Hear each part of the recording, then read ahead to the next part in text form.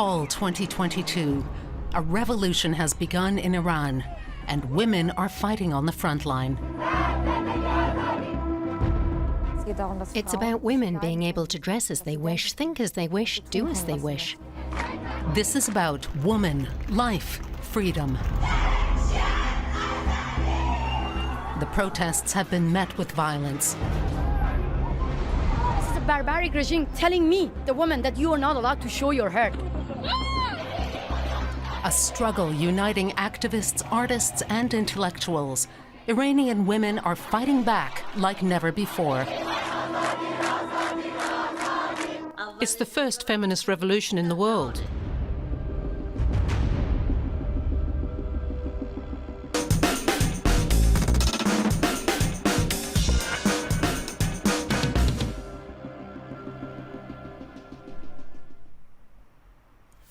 The protests were sparked by the death of a young woman, Gina Mahsa Amini.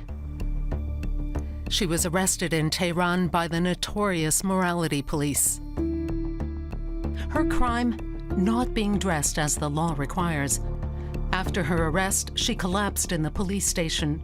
She was taken to a hospital with severe head injuries and died shortly afterwards. Gina's family is certain that her death was the result of police brutality.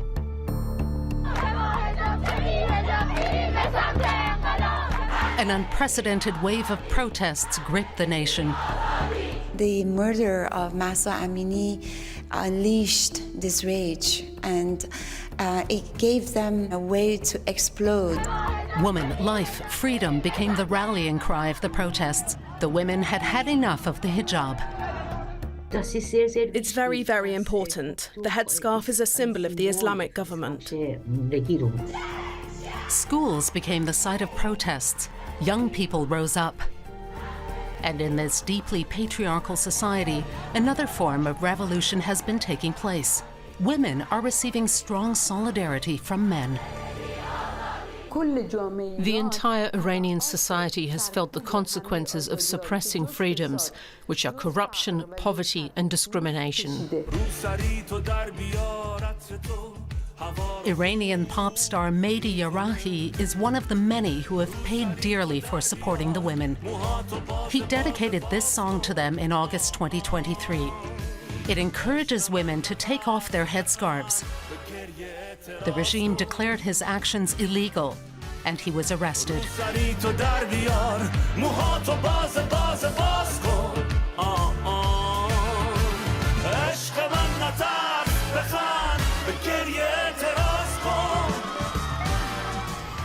The state responded to the protests with extreme violence. More than 20,000 people have been arrested so far.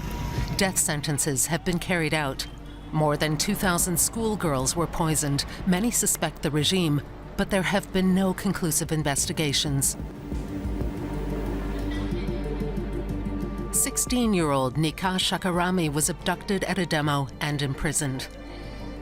Later, her body was found with the marks of torture. The regime declared it a suicide. Since the beginning of the revolt, people all over the world have stood in solidarity with Iranian women. They're also demanding an end to the Iranian dictatorship. For freedom. International female celebrities and other women cut part of their hair and posted the images online. Hair is political, says Iranian Masih Alinejad. For years, she's been campaigning in exile for feminist issues. I ask women whether they want to share their pictures with me, stealthy moment of freedom with me. I was bombarded by pictures from women inside Iran being unveiled. So I created my Stealthy Freedom page on Facebook, on Instagram, and it's all about freedom. It's all about dignity. It's all about choice. For nearly 90 years, Iranian women's hair has been the subject of political and religious battles.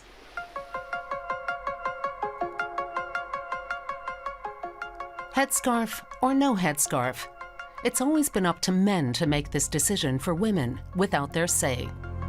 Reza Shah, former Shah of Iran, wanted to use educational reforms and repression to modernize the Islamic country.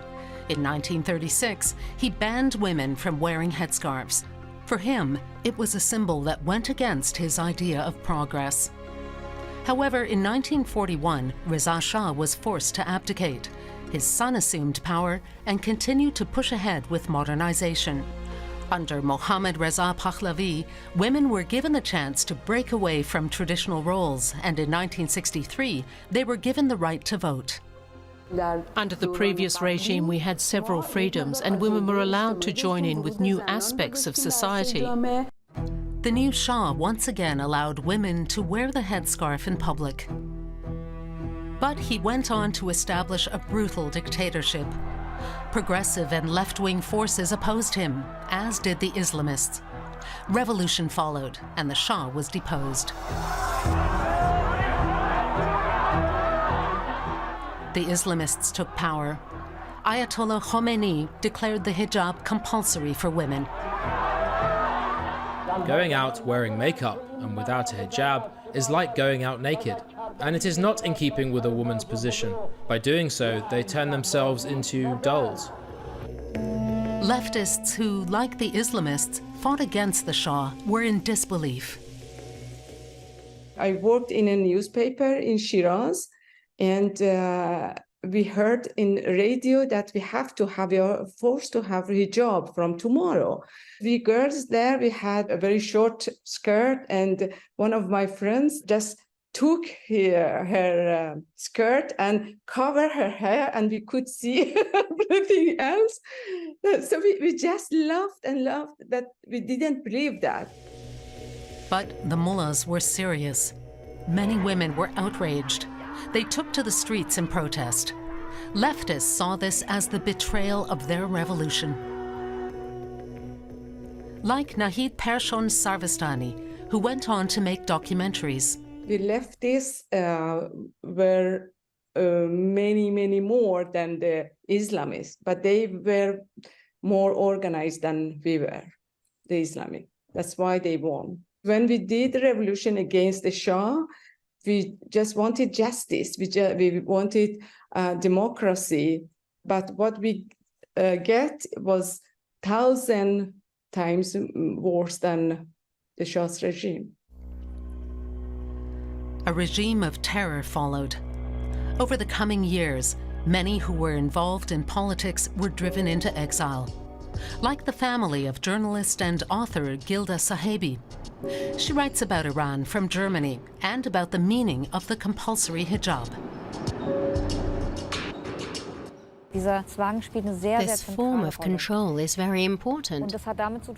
This repression is one of the pillars of the regime because it puts half of the population under its control and creates a platform to build their ideology upon.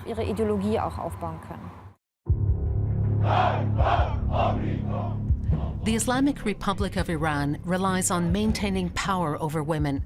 Their rights are systematically removed. And a woman is only worth half as much as a man, literally. A woman's voice only counts for half in court. If a woman dies in an accident, the family receives half the compensation, as though women weren't full human beings. The most important right that we lost was our identity as human beings. Women are prohibited from doing so many things, like singing or dancing, or wearing what they want. Why is the hijab not enforced for men? This is a way of looking at the female body as a place of sin. It means that a woman's body, a woman's head, and a woman's being are humiliated. And along with this humiliation, men are also humiliated. So they lock women up. They carry out mass arrests. In prison, women experience firsthand just how cruel the government's display of power can get.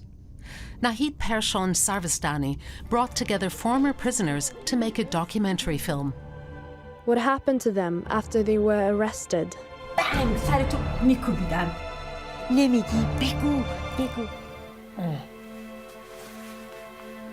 شکنجه باشه ولی برای من شکنجه نیست. من درد پاهام، درد پشتم، درد همه چیزو الان دیگه یادم نیست چه نوع دردی بوده، دردش چجوری بود. میدونم خودم شب‌های زیادی با اون دردا من نخوابیدم. شاید سالها، شاید ماها، شاید لحظه‌ای بوده که داشتم میمردم از دردشون. One of the women featured in the film wrote a book about her 9 years in prison and the torture she experienced there. 9 years of prison and seeing how people were just executed on a whim. Such brutal torture and brutal re-education processes. People need to know what happened. Anyone imprisoned for political reasons first goes into solitary confinement to cut them off from the outside world. They don't have the right to a lawyer, and they're tortured until they testify against themselves.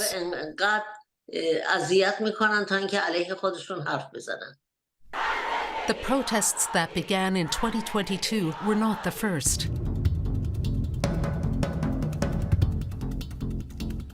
For decades, people have been taking to the streets hoping for democracy.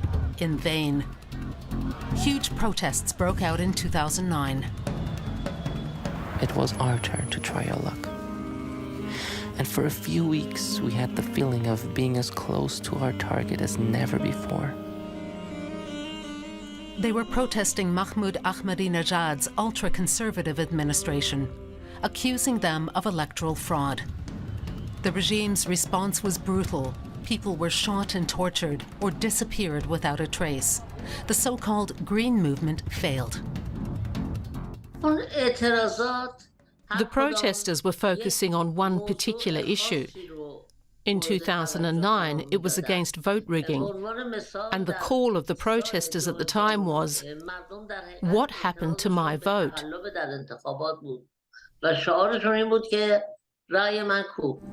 In 2009, protests took place basically within the system.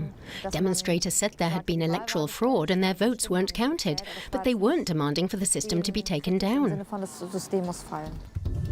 The next waves of protests didn't call the system itself into question either. In 2019, for instance, it was the increase in gas prices. And once again, the government violently cracked down on the demonstrations.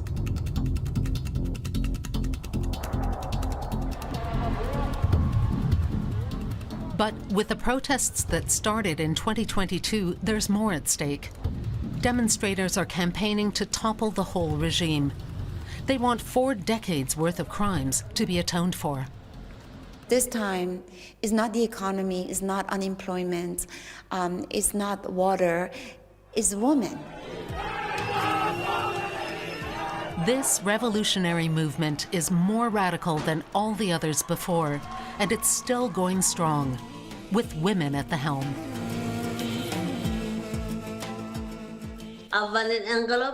This is the first feminist revolution in the world.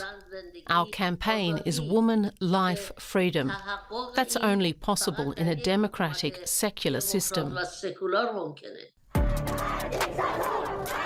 Since the mass protests began in 2022, women have kept up the fight.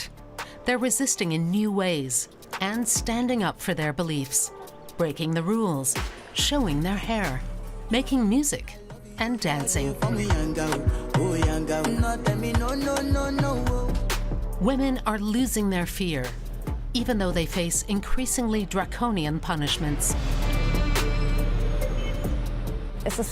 I just don't see people going back to the way they were, because there's so much hate for the regime, especially after how much violence they've exercised in the past months, in the past year. I absolutely cannot imagine people going back. Everything seems to demonstrate that these women have no intention of giving up. They're continuing their resistance in every form. In my opinion, this regime will be toppled, but it may take some time. No matter how long it takes, Iranian women are showing determination. I am proud of you all, and I know that you will succeed.